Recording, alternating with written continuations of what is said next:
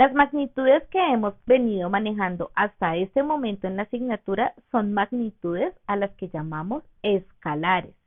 Es decir, para poder expresar toda la información necesaria de esta magnitud, tan solo basta con indicar un valor numérico, un número y una unidad de medida. Tenemos aquí tres ejemplos. Una masa expresada como 5 kilogramos. 5, valor numérico. Kilogramos, unidad de medida. 7 segundos y 23 metros. Con esta información que estoy brindando aquí, estoy hablando de una magnitud escalar. Por otro lado, tenemos las magnitudes vectoriales. Las magnitudes vectoriales requieren ser expresadas con tres elementos: la magnitud del vector, la dirección y el sentido. ¿Qué es un vector? Una cantidad matemática que se expresa con magnitud, dirección y sentido. Estas se necesitan representar en un plano de coordenadas, de tal forma que la longitud que tenga este vector me está indicando cuál es su magnitud. La inclinación que tenga con respecto a ese sistema de coordenadas me está indicando cuál es su dirección, y hacia donde apunte su flecha me está indicando cuál es el sentido. Manejamos dos sistemas fundamentales de coordenadas en donde puedo ubicar los vectores. Es el sistema cartesiano y el sistema polar. Los diferenciamos porque en el sistema cartesiano utilizo las dimensiones X y Y, en donde tengo X en el sentido horizontal positivo a la derecha y menos X en el sentido horizontal negativo hacia la izquierda. Y en el sentido vertical positivo hacia arriba y menos Y en el sentido vertical negativo hacia abajo. En coordenadas polares tendremos dirección norte en el sentido vertical positivo y dirección sur en el sentido vertical negativo. Dirección oeste en el sentido horizontal negativo y dirección este en el sentido horizontal positivo. Sin coordenadas geográficas, entonces voy a utilizar como referente este extremo, que serían los X positivos, y cualquier vector que yo ubique voy a medir su ángulo en función de esta línea horizontal. De tal manera que un ángulo que yo dibuje en este primer cuadrante medirá entre 0 y 90 grados. Un ángulo que dibuje en el segundo cuadrante medirá entre 90 y 180 grados. En el tercer cuadrante medirá entre 180 y 270 grados. Y en el cuarto cuadrante medirá entre 270 y 360 grados. Observemos la ubicación en coordenadas polares con un ejemplo. Para dibujar un vector en coordenadas polares, debo empezar a leerlo desde el final. Es decir, la última indicación es este. Me paro con dirección al este. Voy hacia el sur. ¿Cuánto? 43 grados. Y dibujo un vector con magnitud de 35 metros. Es decir, cuando usted toma su regla, esto mide 35 unidades que usted a escala la representa como metros. Resolvamos el ejemplo que está plasmado acá. Tenemos el vector B de 5 metros, 20 grados al noreste.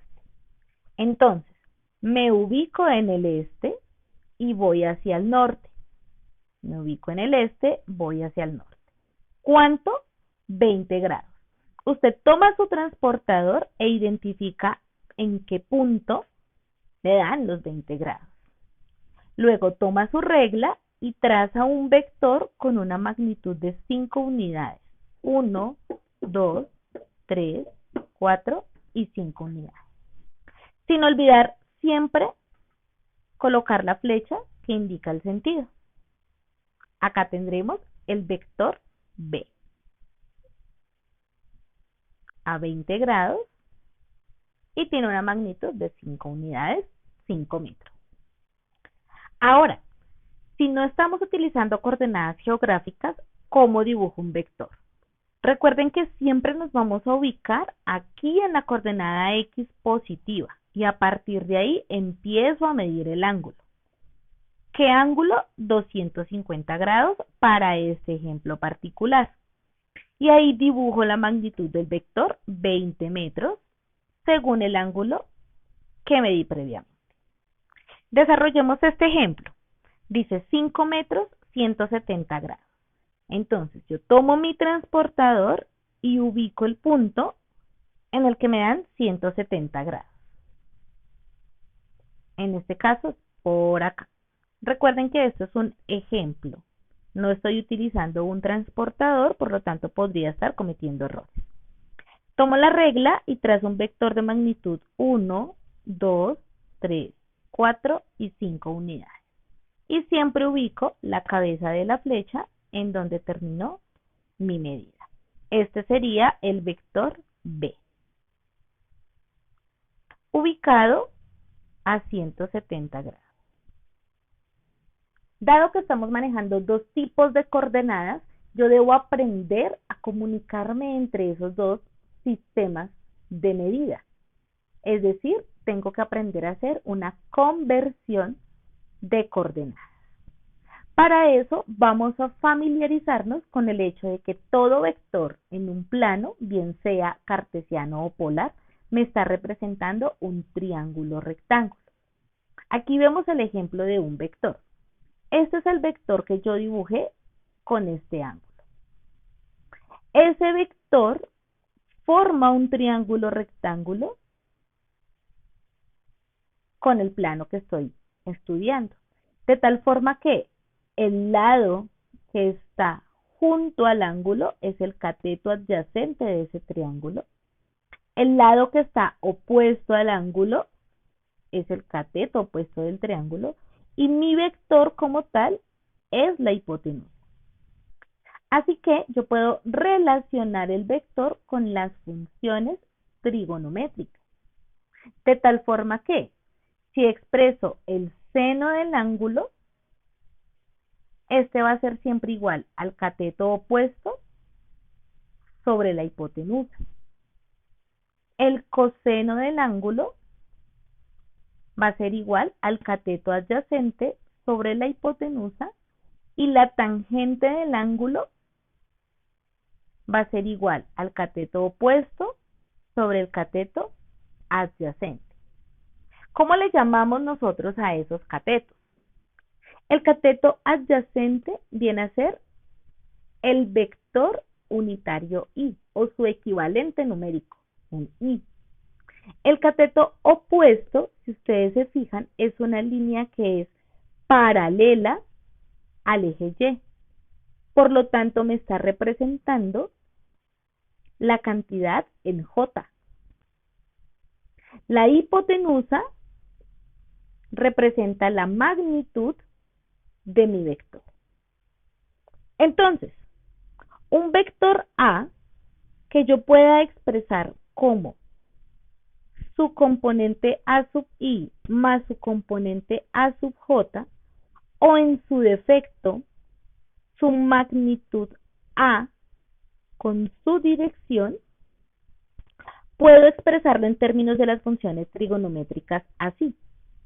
El seno de la dirección del ángulo es igual a la componente J sobre la magnitud del vector A. El coseno del ángulo es igual al componente I sobre la magnitud del vector A. Y la tangente del ángulo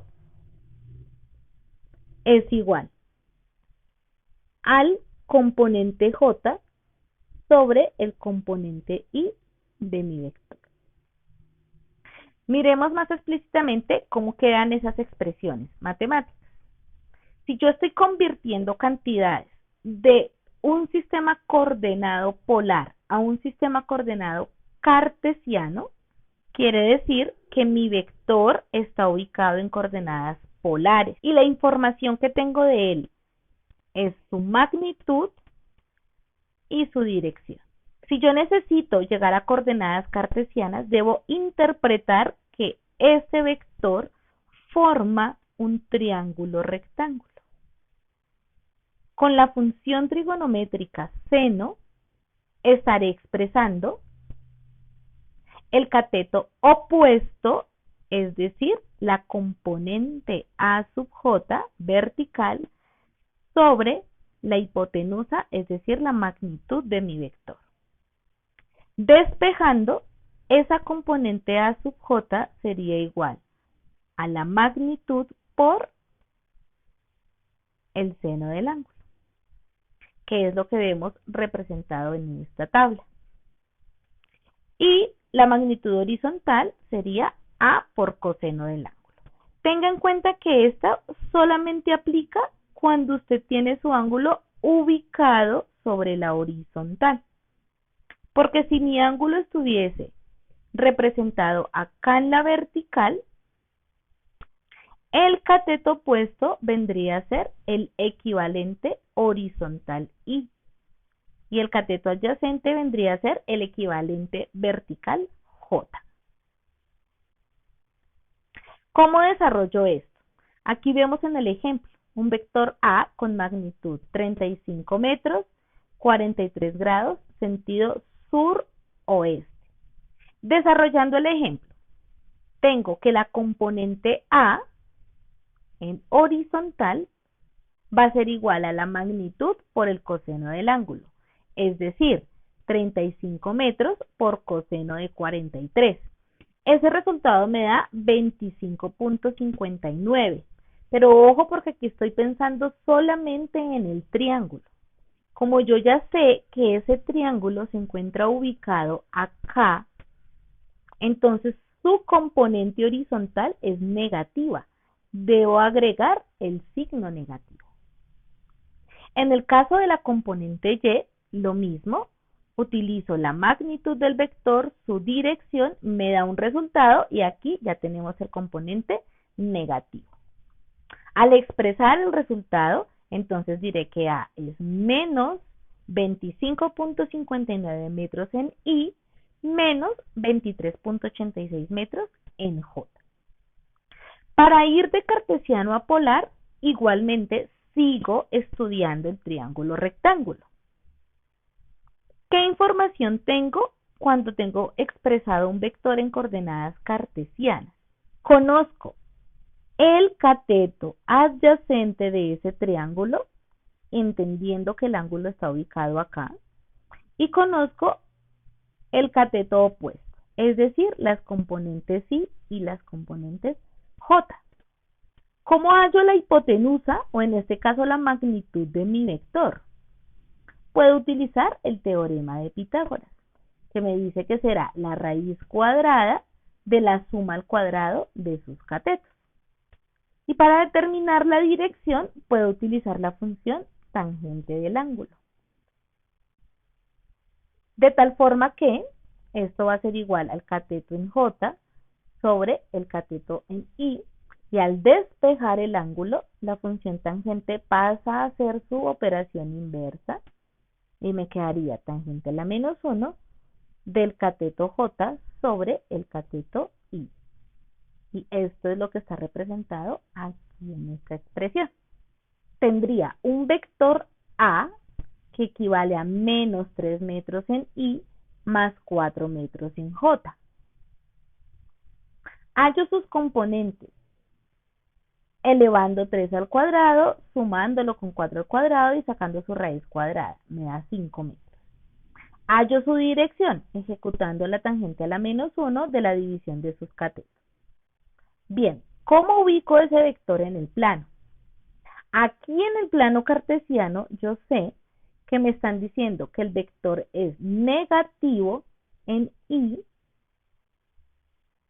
y positivo en J.